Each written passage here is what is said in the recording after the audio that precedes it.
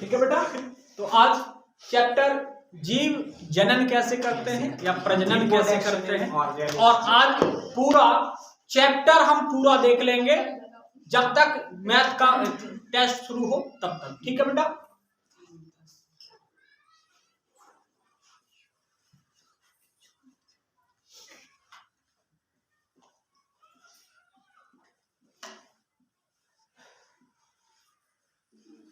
तो बेटा जीव जनन कैसे करते हैं, तो जनन है क्या, जीव क्या है, ये सारी चीजें हम बहुत पिछले चैप्टरों में भी पढ़ चुके हैं और हर रोज पढ़ते हो। जीव क्या है, जो गति करते हैं, जनन करते हैं या वृद्धि करते हैं, श्वसन करते हैं, उत्सर्जन करते हैं, वो जीव कहलाते हैं। इसके बाद जनन क्या है, तो जनन किसे कहते हैं, जो अपने जैसी समान गुणों वाली संतान उत्पन्न करते हैं, उस प्रक्रिया को हम क्या कहते हैं, जनन कहते हैं। सभी जीव अपनी प्रजाति को बचाए रखने के लिए अपने जैसी समान गुणधर्म वाली संतान उत्पन्न करते हैं, इस प्रक्रिया को हम जनन कहते हैं। बहुत बड़ी बातें नहीं है, ठीक है। अगर बेटा ये कह दिया जाए कि जीव जनन क्यों करते हैं, तो क्यों का मतलब ये हुआ कि भाई कारण क्या है कि क्यों जनन करते हैं, तो अपनी प्रजाति को बचाए रखने के लिए कि पृथ्वी पे उसका अस्तित्व खत्म ना हो, ये विलुप्त की श्रेणी में ना चले जाएं, इसलिए वो क्या करते हैं, अपने जैसी सभी जीव अपने जैसी समान गुणधर्म वाली संतान उत्पन्न करते हैं। ऐसी प्रक्रिया को हम प्रजनन या फिर जनन कहते हैं। अब सभी जीवों में बेटा एक दो जीव ऐसे भी हैं जो जनन नहीं करते हैं, जैसे हिन्नी हो गया, खच्चर हुआ, ये जीव जनन नहीं करते हैं। लेकिन ये जीवों का जनन करने की बेटा एक प्रक्रिया होती है, विशिष्ट गुण होता है कि सभी जीवों को जनन करना आवश्यक होता है, क्योंकि वो जनन नहीं करेंगे तो इनकी प्रजाति एक दिन धीमे धीमे समाप्त हो जाएगी या इस पृथ्वी से विलुप्त हो जाएगी। ठीक है।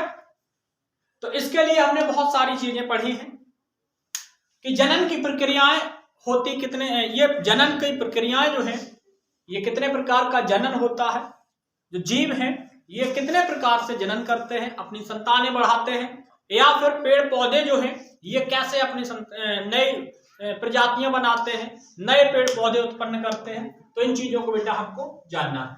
ठीक है। तो जनन बेटा क्या है, तो जनन कितने प्रकार का है ये जान लेते हैं। तो जनन बेटा कितने प्रकार का होता है, दो प्रकार का होता है। एक होता है बेटा अलैंगिक जनन,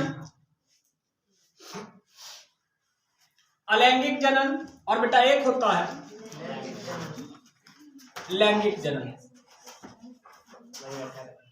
तो लैंगिक जनन क्या होता है, अलैंगिक जनन क्या होता है, इनमें अंतर क्या होता है, अंतर को स्पष्ट कर देते हैं। बस जनन की प्रक्रिया बेटा यही समाप्त हो जाती हैं। फिर जीवों में अलग अलग जनन की प्रक्रियाएं पढ़ते हैं। तो बेटा जो अलैंगिक जनन है, अलैंगिक जनन क्या होता है, तो जो अलैंगिक जनन होता है इसके लिए बेटा दो प्राणियों की आवश्यकता नहीं होती है, इसमें सिर्फ एक ही प्राणी भाग लेता है। क्या करता है, एक ही प्राणी भाग लेता है। भाग लेने का मतलब बेटा ये नहीं है कि वो भगा ले जाए भाग लेता है, समझ रहे हो। और बेटा ये जो इस प्रकार का जनन है इसमें विभिन्नताएं कम आती हैं। विभिन्नता क्या होता है, इसमें विभिन्नता क्या होती है बेटा, इस अलैंगिक जनन की प्रक्रिया में विभिन्नताएं कम आती हैं, यानी कि जितने भी जीव हैं अलैंगिक जनन करने वाले वो उसकी प्रजाति में लगभग सेम दिखाई देते हैं। अब नीम के पौधे हैं, 10 नीम के पौधे खड़े हो तो 10 नीम के पौधों की पत्तियां लगभग सेम होंगी। अगर उसको आपस में मिला दिया जाए तो हमको पहचानना मुश्किल पड़ जाएगा कि इसमें से कौन से नीम की कौन सी पत्ती है, जबकि यही इसमें बहुत ज्यादा विभिन्नताएं आती हैं। तो इसमें विभिन्नता कम आती है, विभिन्नता कम होती है या जनन की प्रक्रिया से विभिन्नताएं कम आती हैं, विभिन्नताएं कम आती हैं। और ये जो जनन की प्रक्रिया है, अलैंगिक जनन की प्रक्रिया, तो ये कम समय में भी संपन्न हो जाती है। तो इसमें बेटा समय कम लगता है, इसमें समय कम लगता है। और किससे कम लगता है? लैंगिक जनन की अपेक्षा इसमें जनन में समय कम लगता है। और कोई एक आध कारण हो बेटा, बताइए, कोई बताएगा? नहीं है, उच्च श्रेणी के जीवों में भी होता है, पेड़ पौधे उच्च श्रेणी में भी आते हैं भैया। ऐसा नहीं है कि ये फूंक मार दो 3 फुट हो जाए, ऐसा नहीं है। इनमें बेटा क्या होता है, अगर विभिन्नताएं बेटा कम आती हैं तो इनमें इनकी जो प्रजातियां आती हैं उसमें बहुत कम परिवर्तन देखने को मिलता है। और ये लंबे समय तक अगर इसके लिए वातावरण बदल जाए तो इनमें अनुकूलन देखने को नहीं मिलता है। क्या देखने को नहीं मिलता है? अनुकूलन क्या होता है कि जैसे अभी यहाँ पे हम 37 से 38, 45, 42 के टेम्परेचर तक बने रहते हैं। 42 का टेम्परेचर हो जाता है। आज का टेम्परेचर कितना था पता नहीं, 4 डिग्री सेल्सियस का था। आज 4 डिग्री का टेम्परेचर रहा है। तो हम लोगों में 4 डिग्री में रहने की भी क्षमताएं हैं और हम 42-45 तक भी जीवित बने रहेंगे। और ज्यादा भी बढ़ जाए ना तो हम लोग उस तापमान में भी अपने जीवन की प्रक्रियाएं हैं, जीवन यापन कर लेंगे, वो हम उस समय भी पूरी करते रहेंगे। लेकिन अगर इसी के लिए जो अलैंगिक जनन करते हैं एक निश्चित वातावरण नहीं रहा तो ये क्या करेंगे? नष्ट हो जाएंगे। ये अनुकूलन नहीं कर पाएंगे, अपने आप में परिवर्तन नहीं कर पाएंगे, तो ये क्या होंगे? ये विलुप्त हो जाएंगे। ठीक है, यही बात है बेटा इसके लिए, यानी अनुकूलन नहीं होता, इसमें बदल नहीं पाएंगे अपने आप को। जबकि इसमें एक प्राणी भाग लेता था और लैंगिक जनन में क्या होता है? 2 प्राणी भाग लेते हैं, 2 प्राणी भाग लेते हैं। कौन कौन?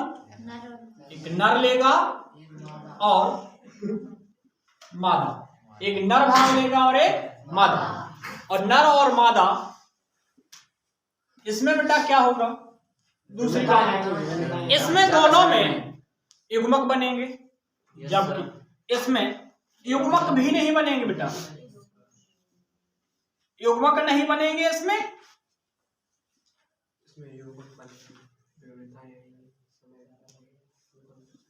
जबकि लैंगिक जनन में युग्मक बनेंगे। और बेटा नर में नर युग्मक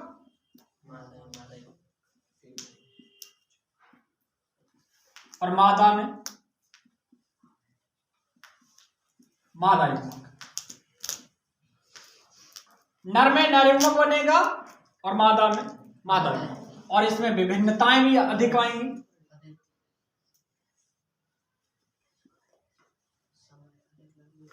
विभिन्नताएं आती हैं, तो विभिन्नता आती है या विभिन्नताएं आती हैं। और बेटा इसमें अलैंगिक जनन की अपेक्षा ज्यादा समय लगता है।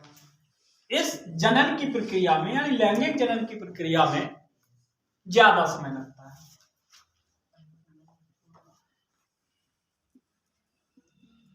ज्यादा समय लगता है, ठीक है, ज्यादा समय लगता है। जबकि लगत है वेरी गुड, ज्यादा समय लागत है। और इसमें बहुत सारे परिवर्तन है कि अगर इनमें विभिन्नताएं आएंगी तो ये वातावरण के साथ साथ अनुकूलित भी होंगे, ये अपने आप में परिवर्तन भी करते रहेंगे, इनमें अनुकूलन भी होगा। कोई दिक्कत है? जनन के प्रकार, जनन के प्रकार, तो बेटा जनन के प्रकार कितने प्रकार का जनन होता है? एक लैंगिक, अलैंगिक पहले पढ़ लेते हैं।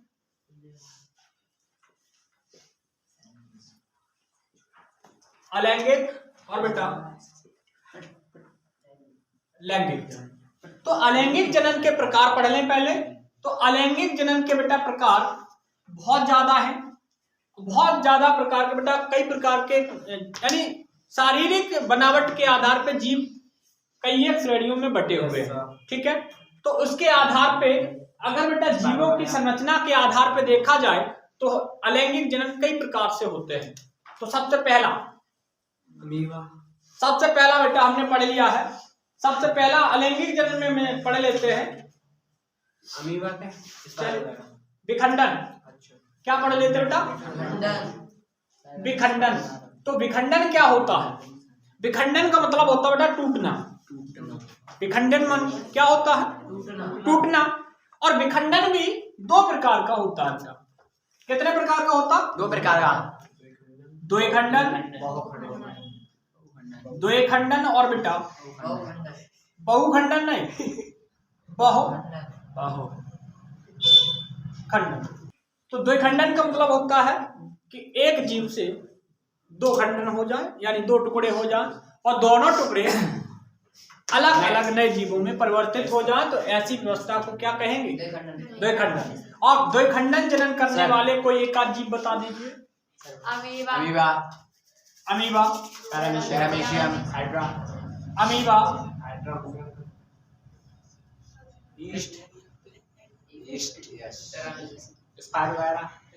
खमीर, चलिए बहुत सारे हो जाएंगे, ठीक है। बहुखंडन। और बेटा ये कौन से जीव होते हैं? ये एक कोशिकीय जीव होते हैं।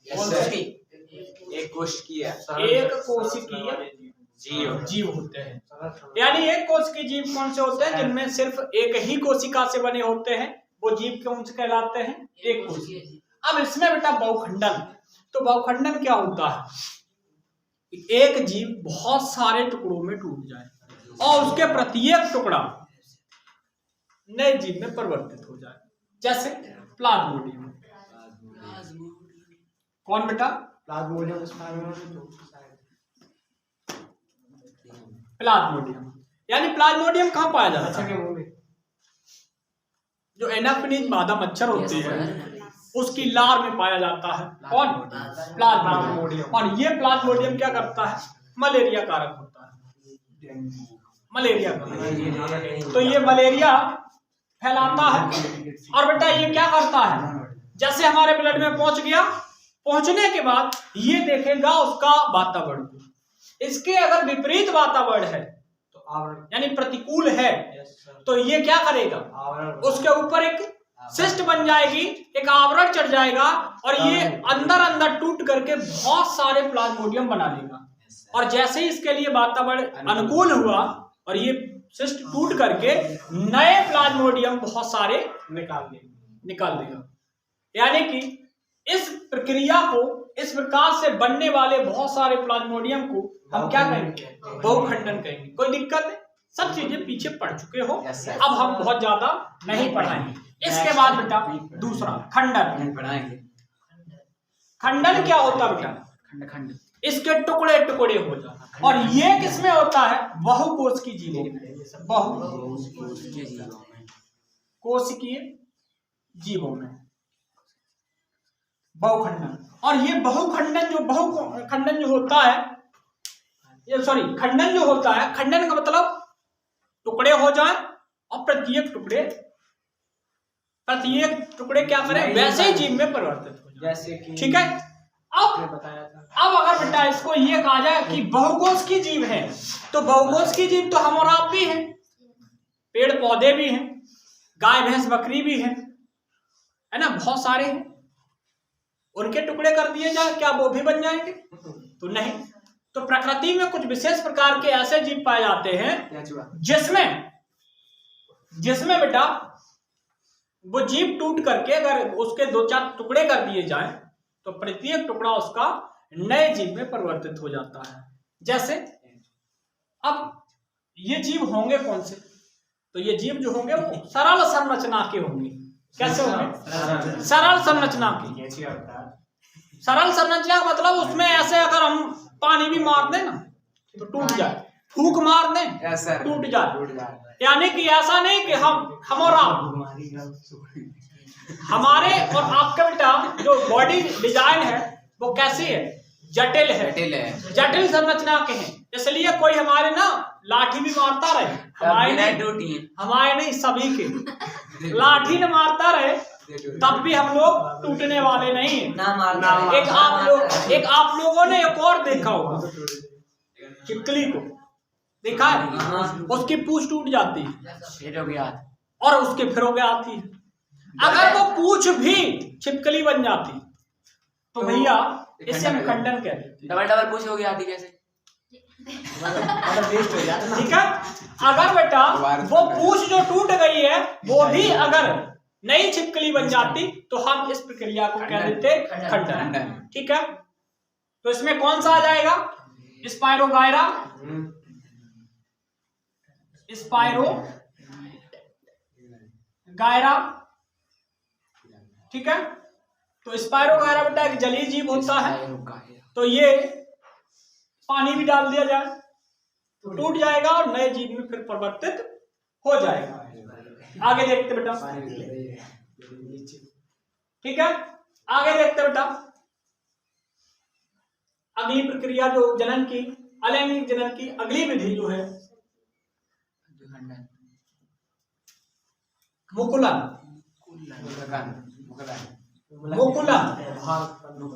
तो बेटा मुकुलन क्या होता है? ईस्ट में होता है। कुछ विशेष प्रकार के ऐसे जीव होते हैं जिनमें उनके शरीर पर किसी एक जगह पे बहुत ज्यादा कोशिकीय विभाजन होने के कारण उस पे एक उभार उत्पन्न हो जाता है। हम उसे क्या कहते हैं? मुकुल कहते हैं। और मुकुल जब ये पूर्ण रूप से विकसित हो जाएगा तो विकसित होकर के बेटा वो उस जीव से स्वतंत्र हो जाएगा, अलग हो जाएगा। तो हम ऐसी अलग होने की प्रक्रिया को, इस प्रकार से नए जीवों के बनने की प्रक्रिया को मुकुलन कहते हैं। क्या कहते हैं बेटा? मुकुलन। तो ये कौन सा जीव हो जाएगा बेटा? हाइड्रा, ईस्ट, ले, खमीर, है ना? तो ये कैसे होते हैं बेटा? हाँ, एक पादप बताएं। नंबर 3, 2, 3 ये है, 4 ये बेटा बीजाणु द्वारा।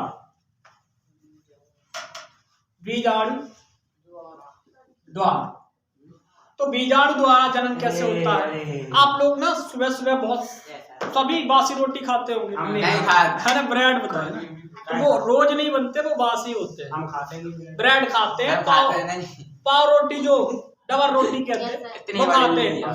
अगर बेटा उसमें नमी लग जाए, सीड़न आ जाए, उसकी आर्द्रता बढ़ जाए तो उसमें सफेद सफेद तंतु निकल आते हैं जिसको हम फफूंदी कहते हैं। फफूंदी कहते हैं। अब फफूंदी में जैसे इस प्रकार से निकल गए, इसको हम कहते हैं बीजाणु धानी। क्या कहते हैं? बीजाणु धानी। और इसमें बेटा होंगे बीजाणु, क्या होंगे? बीजाणु। और यहाँ से ये जब हवा चले, ये बीजाणु धानी फट जाए और हवा चले और यहाँ पे नम स्थान पे गिर जाए। कहाँ पे बेटा? नम स्थान पे पड़ जाए।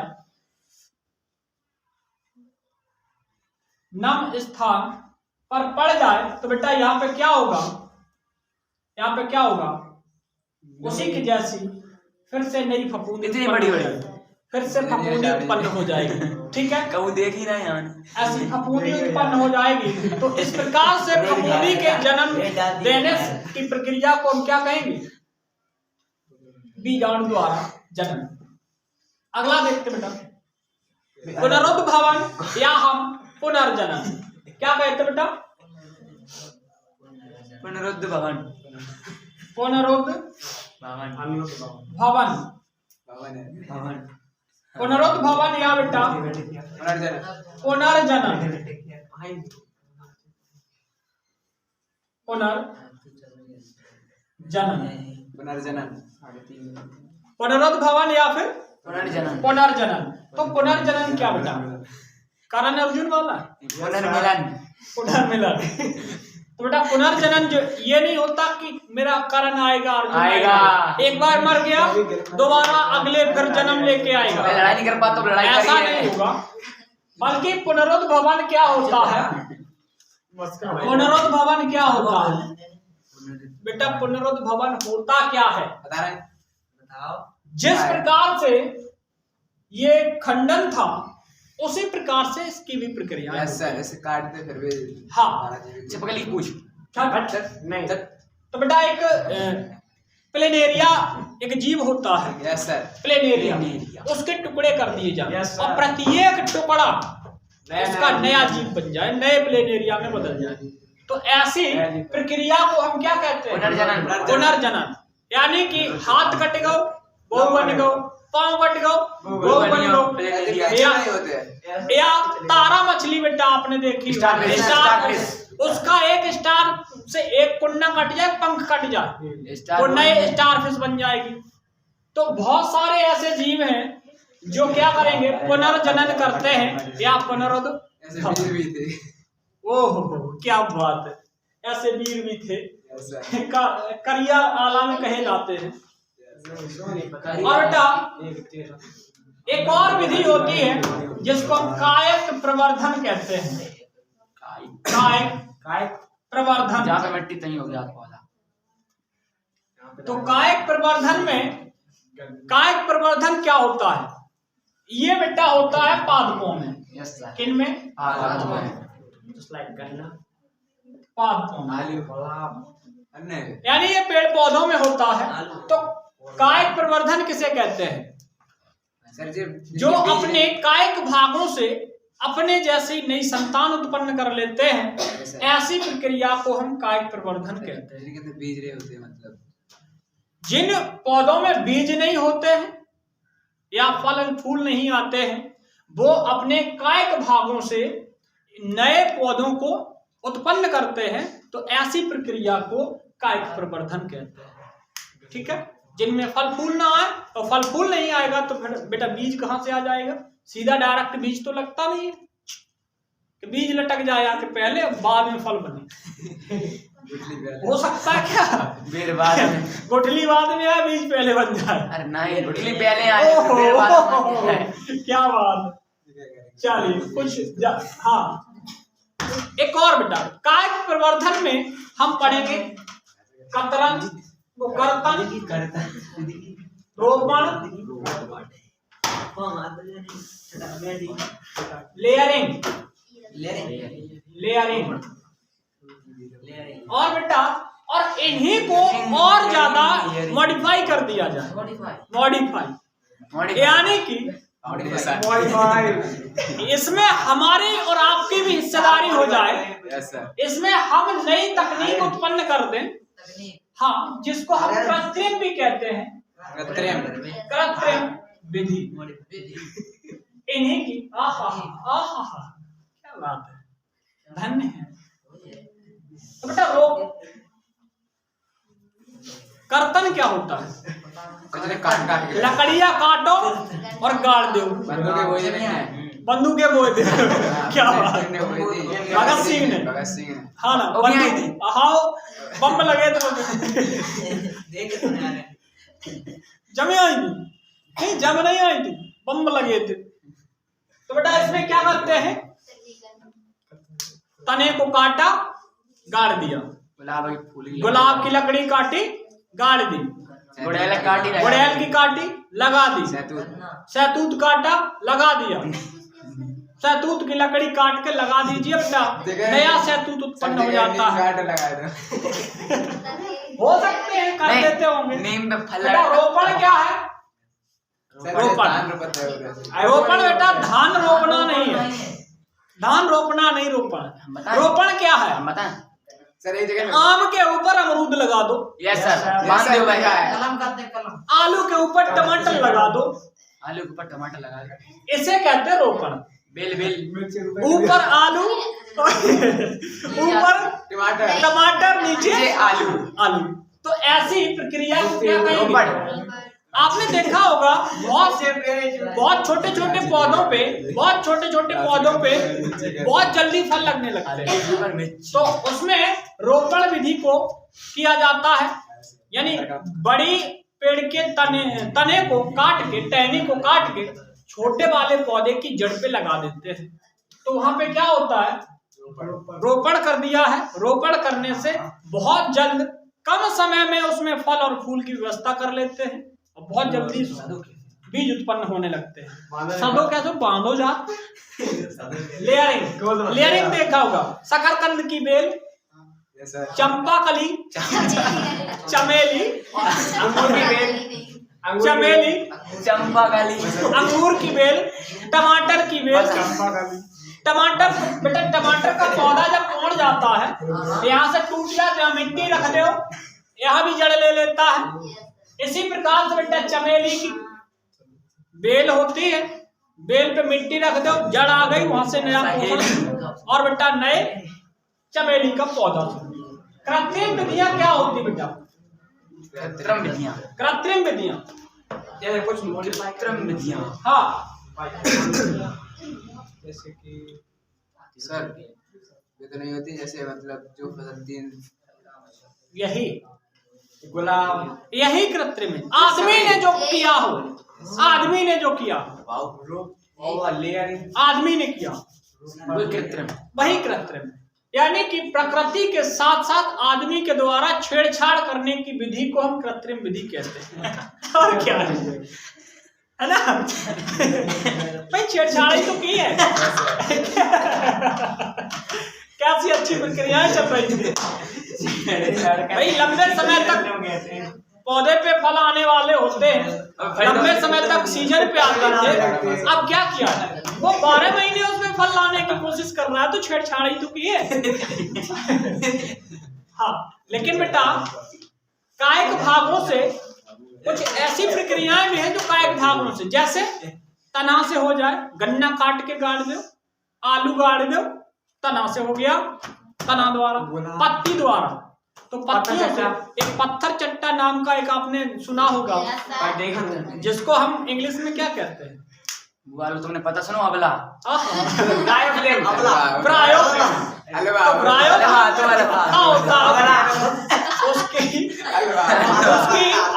उसकी पत्तियों द्वारा नया ब्रायोफ्लम के पत्ते उत्पन्न हो जाते हैं, पौधे उत्पन्न हो जाते हैं। और जड़ द्वारा, तो जड़ शकरकंद जड़ है, लहसुन प्याज ये जड़ें हैं। तो बेटा इनके द्वारा नए पौधे उत्पन्न कर लेना क्या कहलाएगा? क्या कहलाएगा बेटा?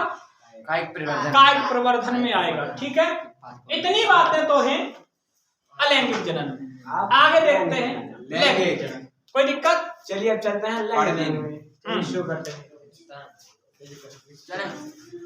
हाँ चलेगा। तो बेटा अब पढ़ेंगे लैंगिक जनन। थोड़ी सी बातें हैं।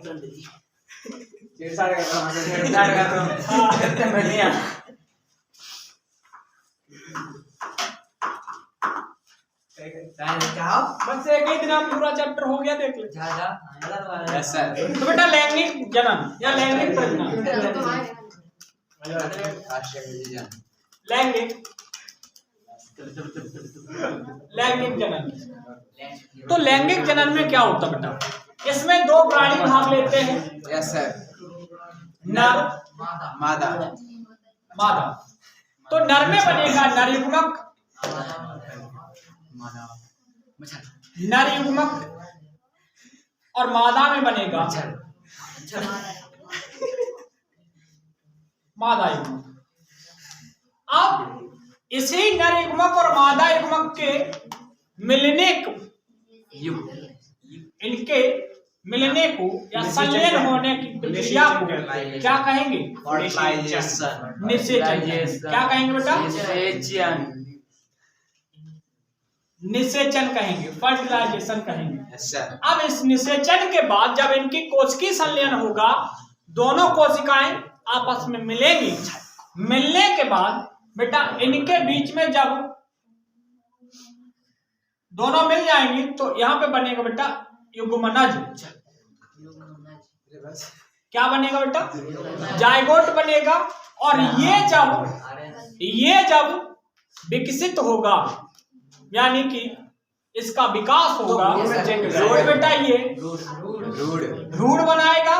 और भ्रूण ये जब पूर्ण रूप से विकसित हो जाएगा तो फिर या तो शिशु बनाएगा या फिर बेटा ये बीज बनाएगा। इतनी प्रक्रिया रहती है, इसमें कोई दिक्कत है? क्या मुस्कुराहट है। हाँ बैठा ना नकाब बांध के। नकाब का है। चलिए, नकाब ये प्रक्रिया बेटा है लैंगिक जनन में। अब हम देख लेते हैं कि पुष्पों में लैंगिक जनन क्या होता है। ठीक है, तो बेटा हम पढ़ रहे हैं पुष्पों में। Okay sir. हाँ, सर पुष्पों में लैंगिक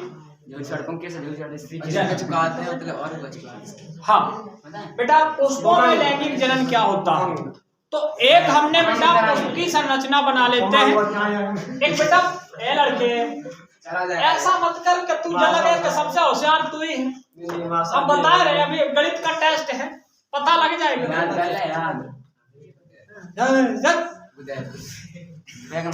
चलिए बेटा हम पुष्प की संरचना बना लेते हैं। नहीं है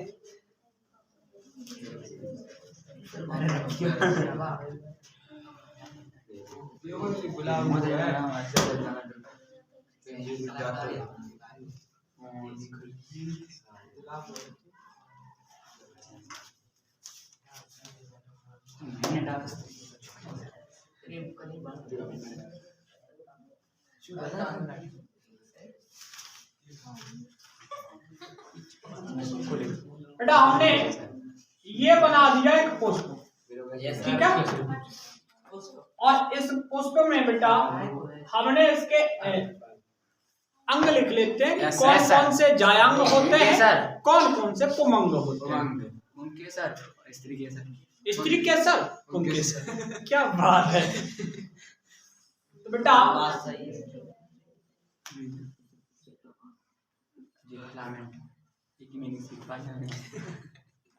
ठीक है, यस सर।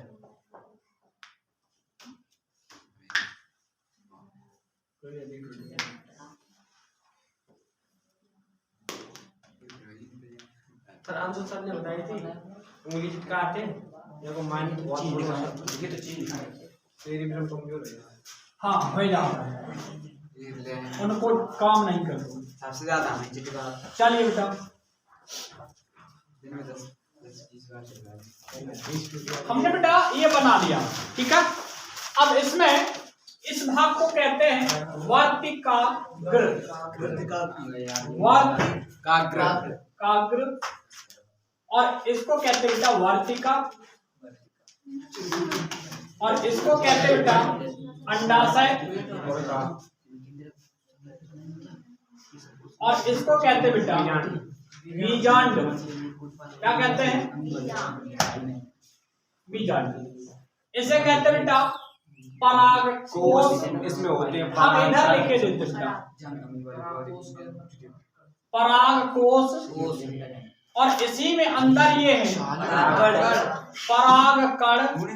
और बेटा इसको कहते हैं तंतु या फिलामेंट कहते हैं, इसे पंखुड़ी, और इसे बाह्य दल। ठीक है, यस सर। हाँ तो बेटा इधर वाले जो हमने ये बना लिए हैं, लिख लिए हैं, इनको कहते हैं पुंकेसर। एक ये पुंकेसर, ये भी पुंकेसर, ये भी पुंकेसर, ये भी पुंकेसर, ये भी पुंकेसर। इन सभी पुंकेसर के समूह को बेटा हम इनको कहते हैं पुमंग कहते हैं। क्या कहते हैं? पुमंग कहते हैं। जबकि स्त्री केसर वाले सभी भावों के समूह को हम जायांग कहते हैं। क्या कहते हैं? जायांग कहते हैं। चला जा चलाजा बेटा इसी में होता है। अभी हम निभागी चला जा, निभागी बेटा यहाँ पे होता है। चलाजा यहाँ पे, यानी बीजांड की जब संरचना देखते हैं, बीजांड बेटा हम इधर देख लेते हैं। हम पढ़ते होती करते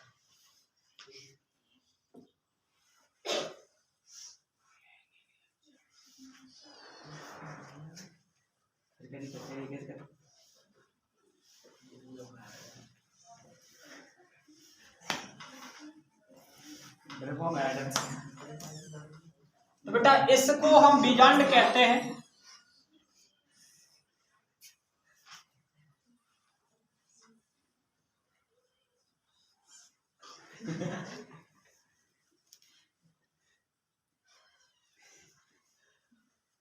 इसको बीजांड कहते हैं। ठीक है। और नीचे हम ये होता बीजांड द्वार और ये होती बेटा सहायक कोशिकाएं। ये अंड बीजांड यानी कि अंड कोशिका, और ये होती है द्विकेंद्रीय कोशिका, और ये होती है प्रतिमुखी कोशिकाएं। प्रतिमुखी कोशिकाएं, तो ये प्रतिमुख होती हैं और ये होता है बीजांड। तो ये इसके अंदर का स्ट्रक्चर होता है ये वाला। ठीक है, ये वाला। तो जो यहां से बेटा ये हमने मान लिया ये रहा वर्तिकाग्र। ठीक है, ये रहा वर्तिकाग्र और ये पूरा इसको कहेंगे अंडाशय। अंडाशय और इसको कहेंगे पूरे को कहेंगे अंडाशय और इसको कहेंगे बीजांड। और बेटा इसे कहेंगे बीजांड द्वार,